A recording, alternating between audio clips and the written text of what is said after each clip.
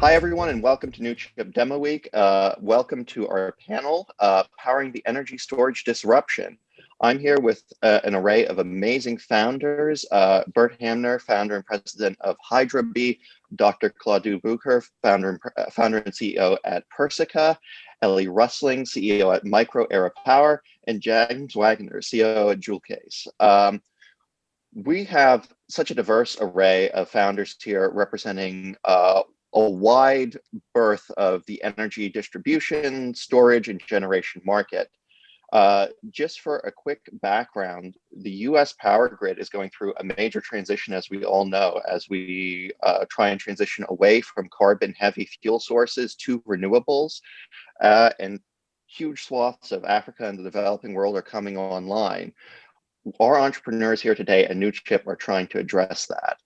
Newchip itself is a global distributed accelerator that is industry agnostic, servicing companies from pre-seed to Series A. Today, we're going to be asking the fundamental questions about this industry: the who, what, where, when, why, and how. We're going to start by going around the panel and asking everyone to give a brief background and introduction. Who are our entrepreneurs today? We're going to start with Burt. Good morning, I'm Burt Hamner in Seattle, and I'm the founder and president of Hydrobee.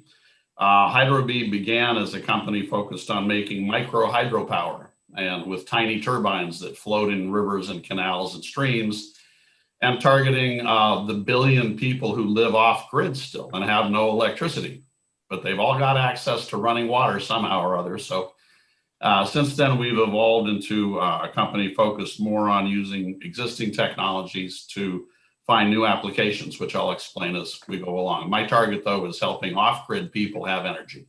Dr. Bucur. I have been in the lithium-ion industry for about 15 years, developed solid-state battery technology for Toyota, and then in China for Great Wall Motor and S-Volt. And really, I met a lot of very talented industry developers, and we decided to start this company and sort of fast track prototyping of solid state and next generation technology in the US. This is what we're trying to do. Ellie? Greetings, I'm Ellie Rusling, CEO and co-founder of Micro Era Power. We're based in Rochester, New York. And my background is very much in consulting, solving problems.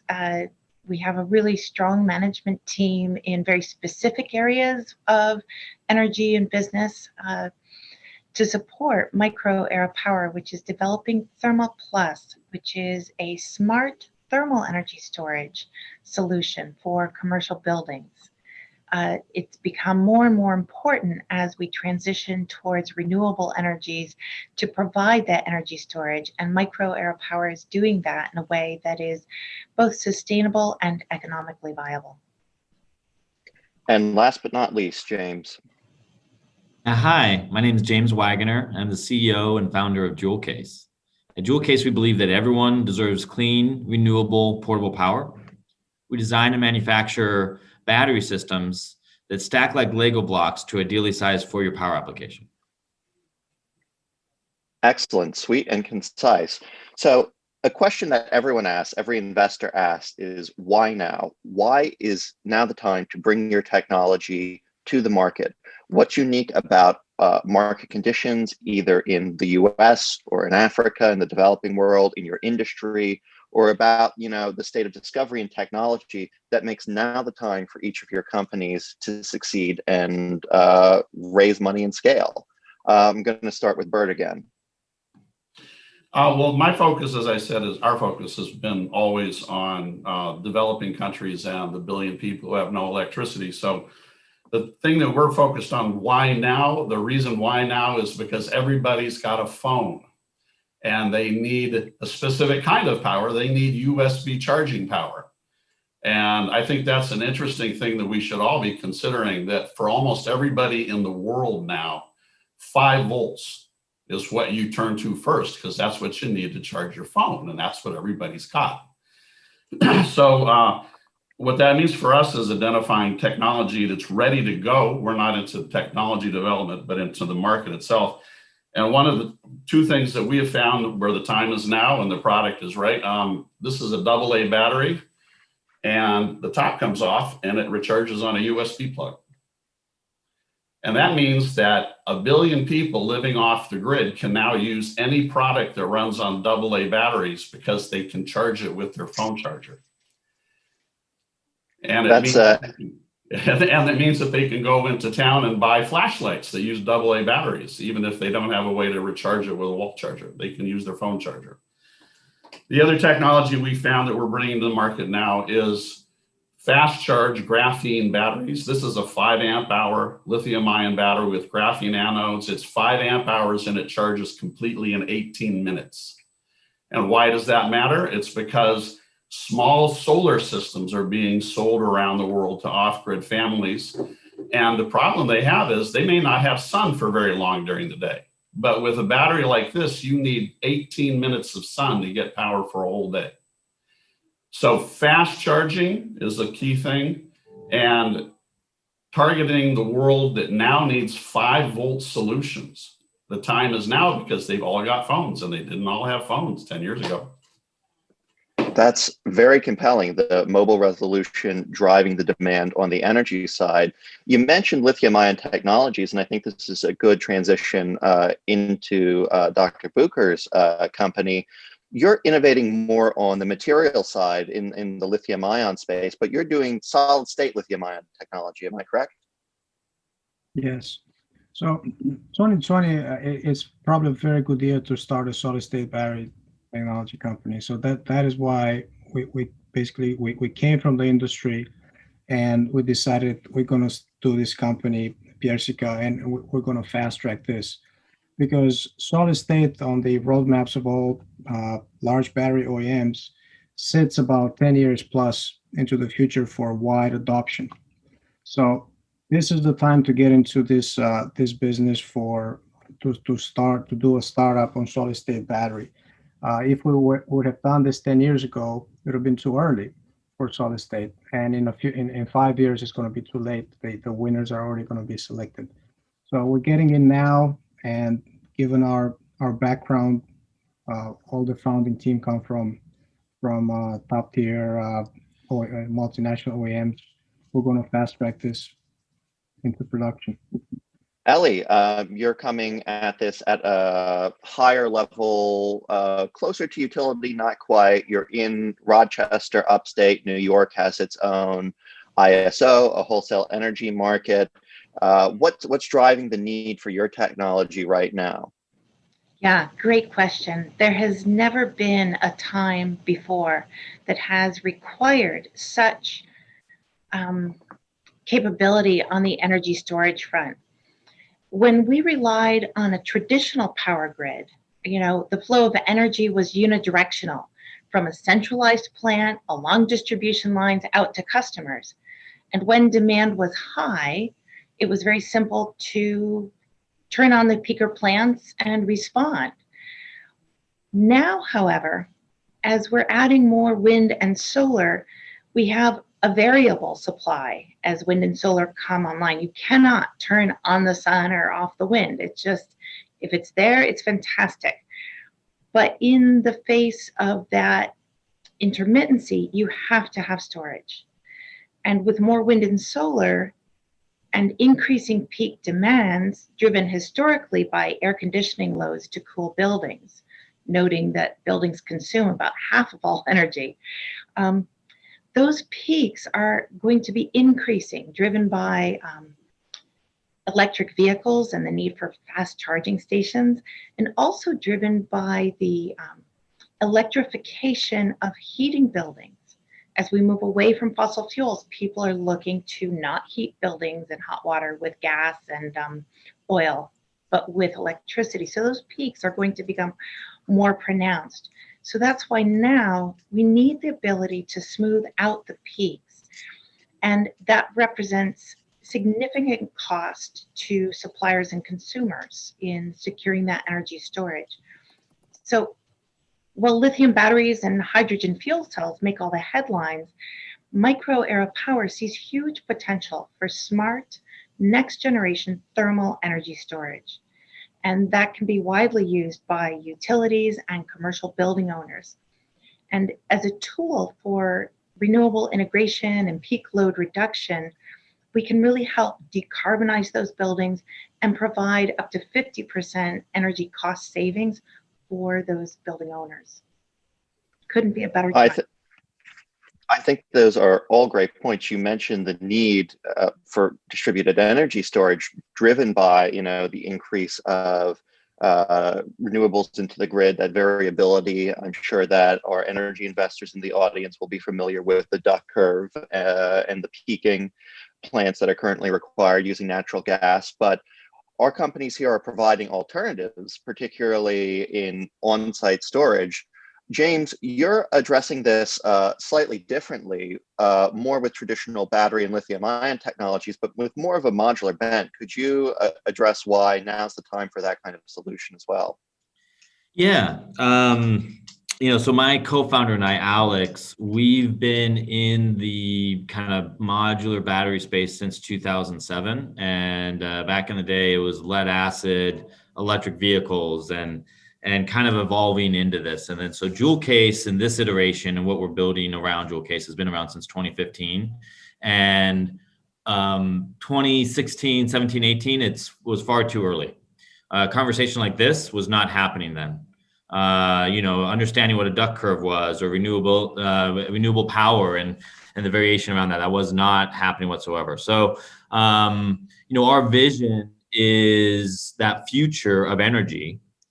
And what happens when we transition away from a fossil fuel economy to something that is renewable, and you're going to have generation, and that generation is not going to perfectly match with the consumption of that power, and then so you're going to have to store it. And now, how do you store that, and what's the form factor, the way to make that work? So, while Jewel Case is currently making lithium-ion battery packs, sure, yes, but our vision is not that. The vision is actually creating a product platform that is battery agnostic.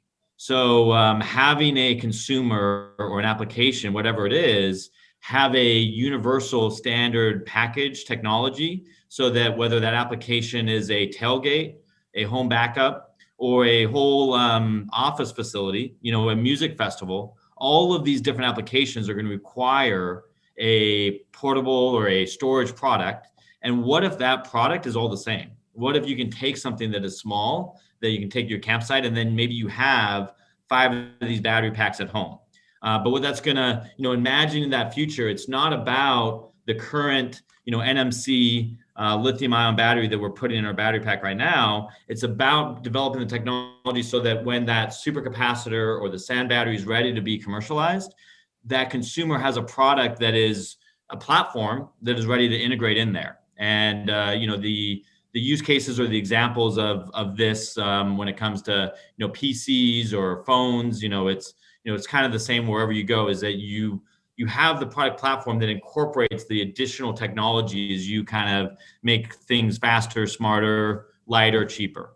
Those are all excellent points, particularly in owning a platform, a connecting layer, and not being wed to any single piece of storage technology. And that transitions us really well into our next kind of question. What is the state of energy storage now? What's the default we're competing against? What are the key metrics here that we need to talk about? So dollar per kilowatt hour, in terms of utility consumption or domestic consumption. Right now, that's about 14 cents domestic, 10 cents utility. The energy density of current solutions, power density, storage efficiency, and how and in the international context for Burt, how these energy solutions for mobile charging and intermittency are being dealt with. So what's the current state as it is now, the key metrics and KPI in that market, and where you are leapfrogging or improving that and seeing the next generation of technology coming? Again, we'll start with Burt. Well, I'm going to pass. I'm not involved with the technology. My job is to find out what existing technology is going to do the most good for the most people at the lowest price. Claudio I'm sure, got a whole lot more to say about this. So if I could rephrase specifically for your case, what's the current state of mobile phone charging in Africa? What is the default that you're competing against right now? Is it just no charging whatsoever, or intermittent charging, or what's the default right now? Well, right now, for off-grid populations, there's two solutions. One is solar, and people are trying to use that. But again, solar is real intermittent. For example, in Central Africa, where there's about 500 million people with no electricity, it's a rainforest. It's a famous rainforest. It's called the Congo. And it's not sunny most of the time. So small solar doesn't work. So high energy density is really critical for people, because when they go to get something charged, they usually have to go to town, a bigger town, and they need to come back with something that's actually that they can carry, that has a lot of juice in it. Because for a lot of these people, traveling to another town to get power can be very hazardous. And at the very least, they're walking, so it takes a long time. So people in that situation, the cost of power is really high compared to all the rest of us. And so energy density and portability is absolutely critical to these populations. I mean, their lives can be at risk if they're out there on the road with something valuable. So I just look forward to seeing better solutions for this space, because it's their cost of energy is very high in ways we don't think about. No, certainly not. And the state of affairs there is going from a 0 to 1 kind of problem rather than a 1 to n in maybe like the US context. And it's great to have that insight. Dr. Bucur, maybe you could talk about, the current costs of solid state lithium technologies. We have these in very expensive high-end devices like pacemakers that need that kind of energy density and reliability. But for a lot of commercial applications, we're still using the lithium ion batteries. Can you talk about the difference in cost, energy density, and how your technology is going to be changing that? So currently commercially available lithium ion operated at 3.6 volts basically has an energy density of above 275 watt hour per kilogram. Nickel metal hydride, which are the AA's that the Burt is trying to revolutionize, has an energy density around 100 watt hour per kilogram. So almost 3 times as high. And this energy density has been improving about 10% per year since introduction, since 1991. The plateau is considered to be around 325 or 350 watt hour per kilogram, after which you have to rely on this new technology called solid state electrolytes paired up with another technology on the anode called the lithium metal anode. So if you involve this type of technologies, then there is a jump, the same type of jump that lithium ion had when the industry moved from nickel metal hydride to lithium ion, which is a 2x improvement in energy density. So solid state paired with lithium metal anodes can give you something up to 600 watt hour per kilogram, and a 2x jump over the state of the art. And this will take time, but that is the energy density improvement. Solid state also doesn't burn, or burns a lot less compared to organic solvents, which are used in liquid in lithium ion. So it'll be as safe as nickel metal hydride or lead acid in that sense. In addition to that, you mentioned costs. The current cost per kilowatt hour at the cell level in the US is about $100 per kilowatt hour. In Asia and China is cheaper than that for the high energy density systems. For low energy density systems, it can be as low as $30 per kilowatt hour for lithium ion. And we expect the same type of metrics to be transferable to the new chemistry given development time. I mean, we're talking about a step change, a 2x improvement in this kind of density and cost, and that's really something to look forward to. Ellie, you mentioned already, you alluded to, the current default state, especially in terms of heating, a lot of gas, hot water driven heating, and the move to electric. and currently how building owners and utility providers are thinking about kind of heat storage, energy storage. Can you give us a sense of, a little bit deeper of a sense of what the current, state is and how you see micro area power disrupting that with your new technology? Certainly.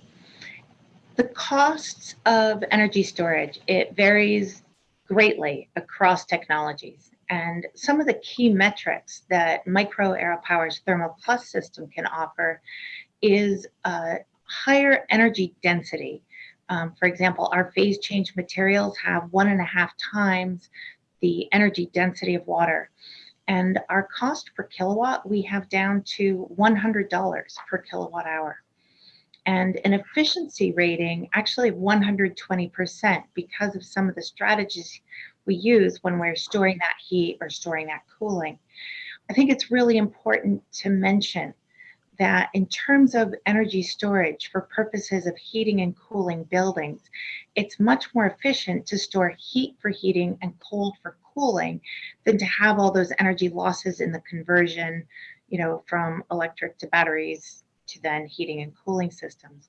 So Micro Air Power really offers a disruptive solution, and one which I think is highly differentiated from some of the early approaches we saw, for example, by Bloom Energy, where Bloom offered $1 million solution to a $150,000 problem. And Bloom, well, I really admire fuel cell technology, and there are a lot of relevancies for fuel cells in what Micro Air Power is doing. Bloom's focus on providing that base load, it's not that valuable to the energy landscape, as we're really struggling, in fact, with the peak demands. That's an excellent observation, and it really does say how we've changed from how investors were looking at, clean tech investments in the bubble back in 2010 to 2014 with companies like Solyndra and Bloom, to now a new generation of investors like Bill Gates, Breakthrough Energy Ventures, the new technologies. And we're really teed up for, I think, the next clean tech revolution in investing too. And this is something that all the investors in the audience should consider, how the market has gotten a lot more sophisticated. Moving on to James, what's the state of energy storage now? For applications like you're talking about, I think a lot of people, who aren't familiar with the clean energy alternatives would say, well, I'm just going to get a diesel generator, or people, maybe if they're a little more sophisticated, would say, oh, doesn't Tesla have a power wall or something? Why is Joule Case the better solution to those kind of questions? Yeah, what has been very exciting, and kind of just to piggyback on, like Claudio and everyone else was saying, is that the cost of battery or storage has gone down significantly. And that's made it so that storage and batteries are more accessible, and you can now have exciting solutions around that. I would say, Joule Case is a consumer-focused company. So we provide power, replace generators for food trucks, we replace generators for music festivals, for home backup. Check out our website, www.joulecase.com, and you can buy a system in there, and various different systems of various Lego block sizes. So check that out. But it's interesting, as you kind of say, the consumers don't know what power should cost or battery should cost. And so, you get a lot of homeowners that think that they can back up their whole house with a couple $100. People are starting to realize what you need for generators as well. So, kind of just imagine what a campsite or a tailgate looks like in 2020 compared to 1990, right? That campsite, and the sounds and the noise and the pollution you have from generators. And then, so that's going to all go away. There will be battery systems that do that. But understanding those generators are expensive, right? So on the low end, it's $500 all the way up to maybe $10,000 for those generators for your home or for a campsite.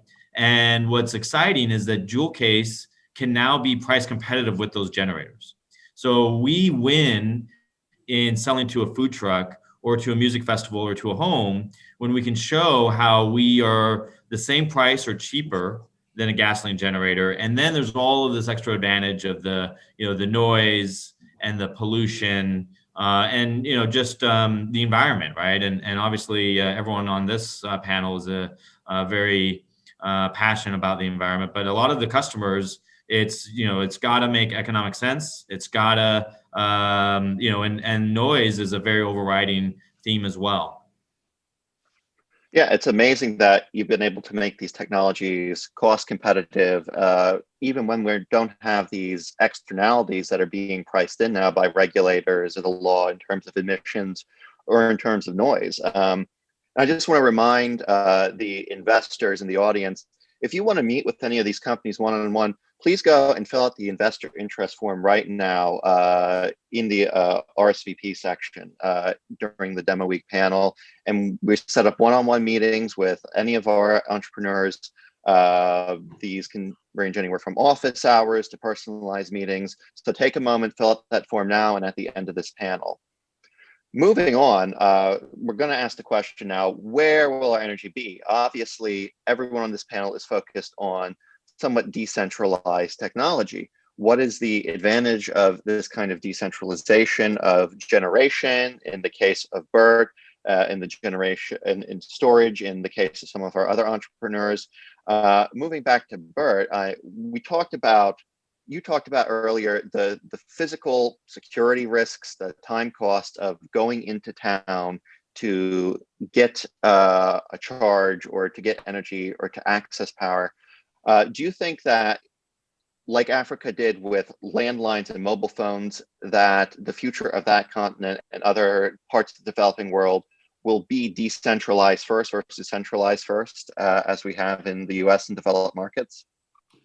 It's going to have to be decentralized because, unfortunately, as the pandemic is showing us, the world is subject to some real severe economic disruptions. And the stress on many aspects of the economy and on natural resources are such that in developing countries where they don't have a grid, they'll never be able to afford a new one because it will be too difficult and too expensive, and there will be too much disruption. Grids are very susceptible to political unrest. It's really easy to cut wires and knock things down. And then just the infrastructure of getting power out there. Just for example, in southern Mexico and Nicaragua and Guatemala, there's still about 5 million people living off the grid, and they live up in the mountains, and it's very, very difficult to get any infrastructure built at all. So they really don't have a choice. I don't see that national economies that are under stress from things like COVID pandemics are going to have the resources to continue rolling out the grid at the pace they have. I think that's an excellent point, keeping in mind the geopolitical context as well as just the economic context. Dr. Bucur, I want to tailor this question slightly differently for you. You're focused on these high density energy storage solutions. You know, that's going to be very different and fit into the energy ecosystem than something like hydro pump storage, you know, which is huge and used for peaking concerns and other stuff. Where are we going to find solid state lithium battery devices in the future? Are they going to be in our cell phones? Are they going to be in grid scale energy storage? Where does your technology fit in our cars, in medical devices, et cetera? Where does your technology actually fit into the future ecosystem? This is a common question, and you know, nobody has a crystal ball, but we can look to the past and we can look what lithium ion did to nickel metal hydride. So it did not replace nickel metal hydride in commodity applications from the start. It went through a funnel. First, it was introduced into markets which paid a premium for the advantages the lithium ion provided, which was energy density, such as use space and military and things like this. And then lithium ion created a new market, portable electronics, which basically honed and provide economic stimulus for it to develop to be where it is now, where it is being slowly adopted, as we discussed here, as commodity for a wide variety of applications for EVs and for energy storage and so on and so forth. So the same will be with solid state. So it will not start as a commodity swap. It will go to markets which pay a premium for double the energy density and higher safety. And then the parameters where it's lacking will be developed over time and improved. And eventually it will replace lithium ion completely, just like lithium ion now is replacing nickel metal hydride completely. The survival of the fittest, so the best always wins in the end. That certainly makes a lot of sense. You're going to tackle these high value industries that are going to pay a premium, and they're going to subsidize the development and the cost lowering of the technology, just like we saw with the current liquid lithium ion market. Ellie, I also want to contextualize this question for you.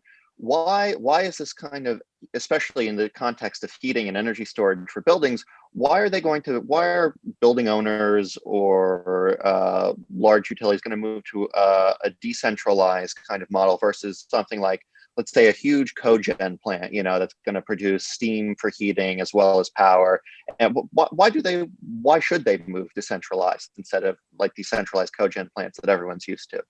Okay, that's a great question, and I will answer that, but I'd like to just dovetail a little bit on the comments that Burt Hamner made.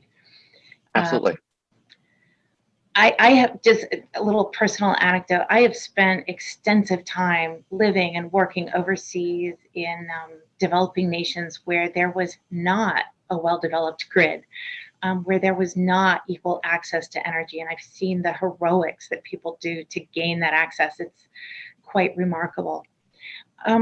But also, I am a hotel owner in the Caribbean, and that property is very subject to the hurricane seasons. And so as we look, not only for our country, but also for many nations, at the importance of reliability, that's huge, because you cannot run a business, you cannot care for a family, you cannot operate a hospital when there are disruptions. And a centralized plant is so susceptible to natural disasters or targeted attacks that our future energy landscape really requires distributed energy resources, microgrids, and all of those things. And so we see micro era power, we see the importance of energy security, resilience, efficiency, and renewable energy. And that's where the distributed energy is really important. Have I answered your question, or? Absolutely. I don't know if you want to touch on the advantages of your system versus traditional cogen or not. Oh, yeah, absolutely. Thank you. So traditional cogen, again, falls into the lines of a resource that has been there to provide for the base load electricity. And while useful, it's thermally constrained and does not take advantage of the energy storage which micro era power brings with Thermal Plus. Part of the beauty of our technology is that we do not have to be standalone. We can actually bring significant value to other on-site energy resources at a building site, whether it be cogen, combined heat and power, whether it's geothermal, whether it's heat pumps or fuel cells or on-site solar. Bringing that Thermal Plus system on site actually has a great multiplier effect for the resilience and the efficiency. So we apply both for new builds and for existing infrastructures. Excellent. I mean, it sounds like a very wide-ranging solution that addresses that need in the market. Moving to exactly how we're innovating, the kind of unique innovations that are going on in software. Oh, sorry, cut. I'm sorry, Jonas. Jonas is our editor. I almost forgot you, James. I am very sorry. Thank you so much for that in-depth response, Ellie. James, you've mentioned being both a solution for home as well as for camping, small businesses, off-grid power stations. How is it that you're able to offer such a modular solution to all these different use cases with the Jewel Case platform?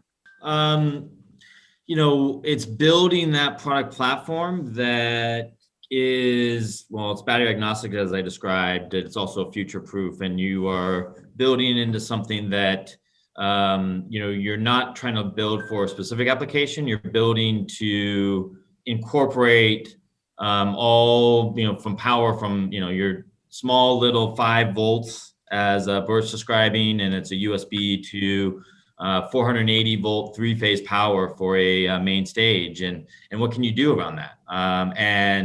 I really like what several of the other panelists said about, looking to the past to then innovate to the future. And you can kind of benchmark a couple of different stories in there. And, I think one of them that's very compelling is, how was internet serviced or deployed into these developing countries? And, I remember all of the work that was going to be done and laying all of this wire, right? And the Ethernet cords, and now you're going to plug into the wall and you're going to be good. And that's what the thought was, and the billions of dollars of infrastructure that's going to have to be there for that. And that was not the solution, right? It's cell phone towers, and now we 4G and 5G, and suddenly that person's got a cell phone and they're connected now, and it didn't require the extensive amount of infrastructure that was needed. And then so now you talk about the grid, and the grid is going to be the same. It's we're not going to continue to invest in a grid. It's going to be understanding that you can generate power via the sun, via water, and this is going to be decentralized. And then so that's what JewelCase is excited about. And then so the other kind of lesson in history that I like to reference, and I was talking about this with Nico Johnson on the Suncast podcast, is what happened when we transitioned from a horse-drawn carriage to a horseless carriage. And if you were to drive your new horseless carriage 30 miles down the road, the reality is that you could not then fill it up there. So maybe it was propane driven, kerosene, maybe it was diesel or a different octane gasoline. And the engineering that goes into understanding that you can take your $10,000 or $100,000 investment, your vehicle, and you pull up to some unknown intersection, and then you put a nozzle into it and you pay for this unknown fluid that you put into your vehicle, and it doesn't destroy your vehicle, and then you can keep driving, and then that nozzle fits and it all works seamlessly. There's a lot of engineering that went into that, and that's going to go away. But now what happens, and how do we transition into that? And so JewelCase is focused on, okay, how do we then take that history lesson and convert that into something that we can point to in the future that makes it so that you do have a lot easier, more compelling solution to transition away from these fossil fuels. I think anyone obviously coming from 1850 to now would be absolutely shocked at how we get around, how we live our lives. And I hope that by the time we get to 2050, we'll be equally as shocked, and our entrepreneurs here are going to be the ones leading the way. And so I think that brings us into our final kind of slate of questions. When are we going to see these technologies in market? What are really the timelines you see for funding, development, deployment, and scaling? Going back to Burt, right now we have, 1 billion new people are going to be in the African continent by 2050, and in all the developing world, closer to 2 or 3 billion. What is the timeline for getting your technology out there, and what do we need to do in terms of funding and development to make sure that everyone has equal access to power and resources?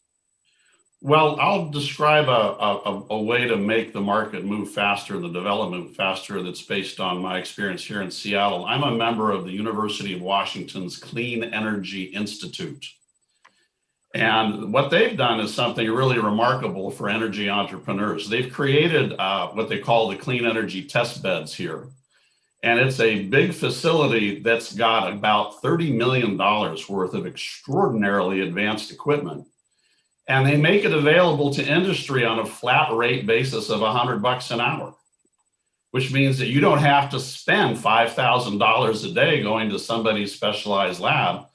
They did it because small businesses, entrepreneurs cannot afford access or cannot buy a lot of the fancy equipment that they really need to do to take it to the next level. And so with the UW's facility here, they have things like the world's most advanced electron microscope facilities and the world's best 3D printers, which they use to print nanodots for solar panels. This is stuff that people come from around the world. In fact, they've got about a dozen Israeli companies that fly to Seattle to come and use the equipment here, and they pay $100 an hour flat rate. This is just, and why that's unusual is that it's almost impossible to get a university bureaucracy to agree to that kind of business deal.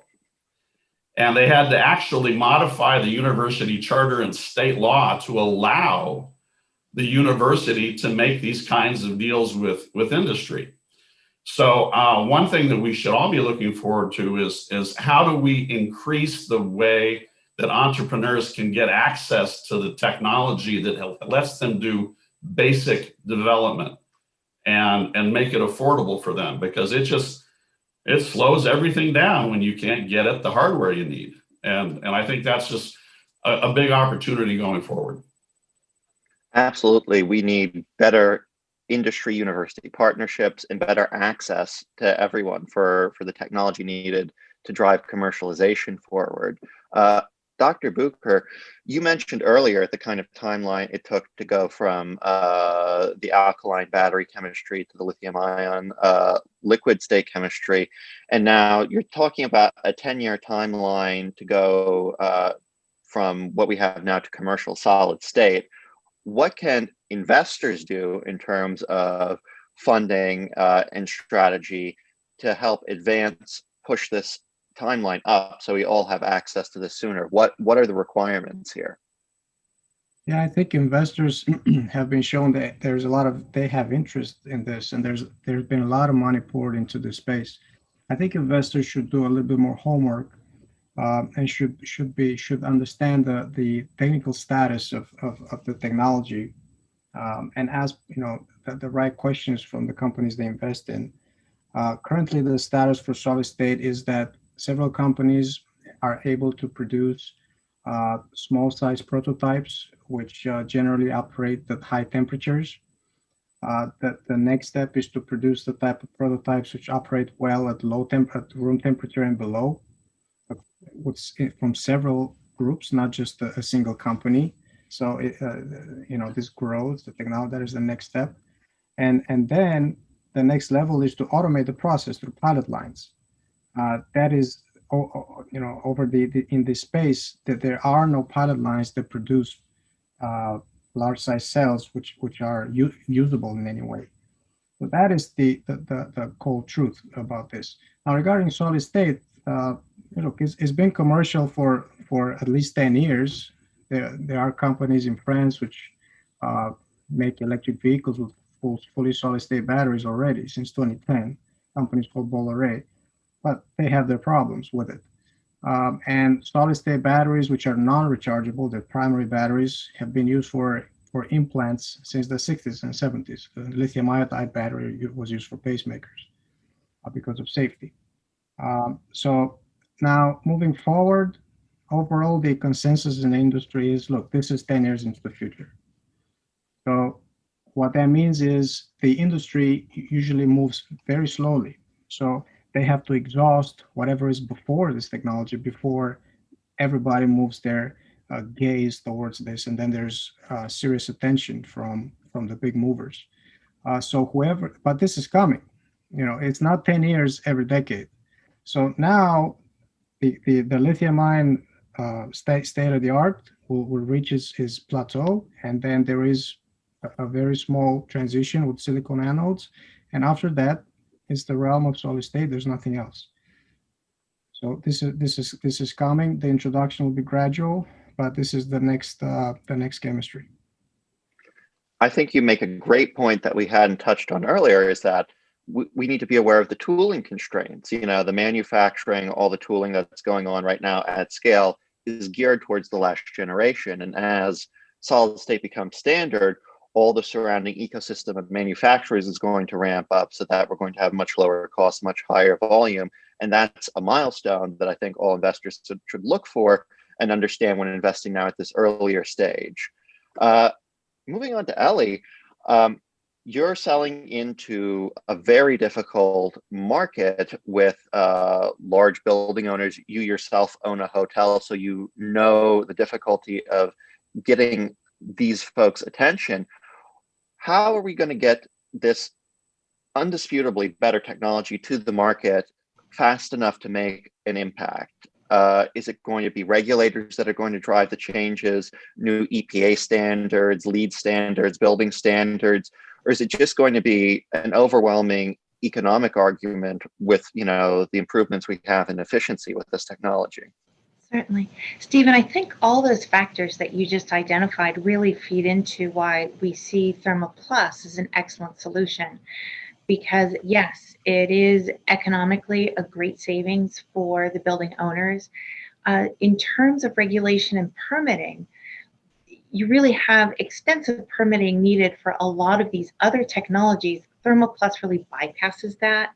We're not presenting any hazardous materials into a building site, such as you really struggle to permit a battery system or to get a permit for a natural gas line to be brought in for a cogen system. The opportunity that we see to service these buildings, obviously you have to overcome the question of inertia. Is it just easier for buildings to do nothing? Well, the energy savings should be compelling now, and as you project more into the future, as the cost of peak electricity becomes more and more expensive. Right now, peak electricity is typically 3 times as expensive as the base load, but that multiplier is going to only increase. For example, you look at Texas right now, their off-peak energy at nighttime through some of the ESCOs, the cost is 0. So why would you heat or cool a building using on-peak energy, at a cost of say 20 cents per kilowatt hour, when you could be getting the power for free at nighttime and then deploying it during the day? So the economics are very simple. They're very compelling. We do have a strategy for scaling our technology where, much like software as a service, we will be providing energy as a service. And that has a CAGR that the investors might be interested in of about 31%. So the vehicle that we're bringing to the market, we can avoid the capital investment cycle for the building owners by going ahead with project financing, working with different ESCOs or investors that want a steady and regular return. I think it's really great that you brought up project financing in addition to VC, and I think we're going to see a lot of more players in the capital markets and in the energy investing markets come in after the kind of earlier or growth stage investors we typically have here at Newchip. And we want to just say that we're open to partnering and bringing on all these kind of capital markets players. And that's why getting in and having these conversations with our entrepreneurs now is so important before they're already out there at scale, getting that later stage financing. James, you brought up, this topic of vision of where we're going to be in 2050, and I'm going to give you the last word on that and the last word on our panel. What are your thoughts? Yeah, it's very exciting, and what you kind of spoke about, and several people on the panel spoke about as well, is there was an initial rush into clean tech, and kind of going back on this theme of history being our guide, and kind of the web 1.0, and everything that got a little weird and wacky, and then the stock. The NASDAQ crash around the internet, and now we're into kind of clean tech 2.0. And you see what the Biden administration is doing around some serious commitments from cash. Here in Seattle, you got Amazon, you got Microsoft pledging to actually be carbon negative and take everything that they've ever produced into the environment. You're starting to see a lot of established players that really know how to make this work and be successful. So shout out, as Burt said, to the Washington Clean Energy Test Beds. I'm actually taking this call from those offices today. There's also some other really great players out there. Greentown Labs in Boston are also putting this together, and they're terrific. Investors are starting to understand how to invest into clean technology. And, at first it got a little silly, a while back ago, and now you can make investments into clean technology and have a successful yield and also make a tremendous impact because there's a little bit more of a structure or an awareness of what this looks like.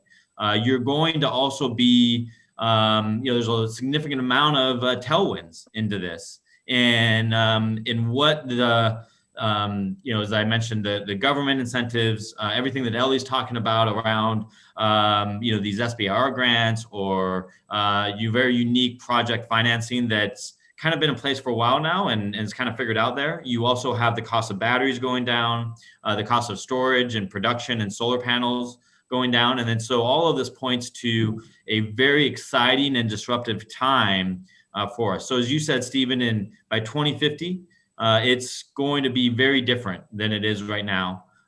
You look at how smartphones have disrupted our ability to then, work remotely or, and good and bad. There's good and bad to it, right? But same with clean technology. And, coal plants are being shut down. It's going to now be these distributed energy, solar production, and a more resilient grid. I think that when you have stuff that is decentralized, it's right where you need that power and that generation. That is a much more robust grid than the stuff that we're facing right now. We just had a windstorm in Washington and shut down, thousands of homes of power. So, I'm very excited about this, and I'm excited to see that the investors are starting to come along with this. I'm excited around the mass exodus of oil and gas and, these big LPs and pension funds that are now stepping away and saying they need to completely divest from their oil and gas. So where do you park all that capital? And understanding there's a tremendous amount of capital out there, and clean tech is starting to be the very exciting space. And I love that because it's what the world needs now too. Absolutely. And I think that's what we'll nail it home on: resilience, impact, economic return. So to all your investors out there going out raising your next fund, when you're thinking about approaching LPs who might have, climate restrictions on how they deploy funds, build your track record of investing in impact and clean tech now. Again, I'm going to invite everyone to go fill out the investor request form for meetings with all our great founders here, and thank everyone for participating in the panel. Thanks so much, guys.